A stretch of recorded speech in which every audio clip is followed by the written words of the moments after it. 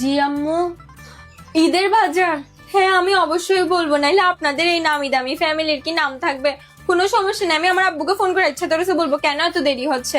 তোরা বলে কি নামি দামি ফ্যামিলি বলে ঈদের বাজারের জন্য আমার বাপের দিকে হা করে এমনি করে চাইতা গোস কেন? নিজেরা করতে পারছ না, সামর্থ্য না থাকলে বিয়ে কেন করছিস?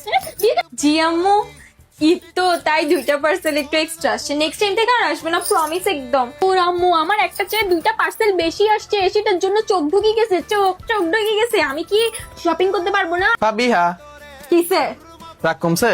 রাগ কেমনে কমে? তুই আর তোর মামির আমাকে যে পরিমাণ জ্বালানিটা জ্বালাচ্ছস। আচ্ছা ধরো এই নাও ড্রিঙ্কো, এটা কিন্তু নতুন ড্রিঙ্কো, এটা খাইলে পুরা রিফ্রেশ লাগবে। নাও। ড্রিঙ্কও? হ্যাঁ খাই দেখো।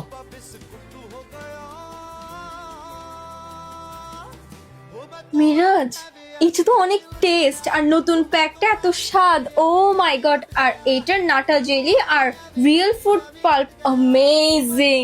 পাবিয়া, ঝগড়া থেকে ব্রেক টাইম মানে ড্রিঙ্কো টাইম।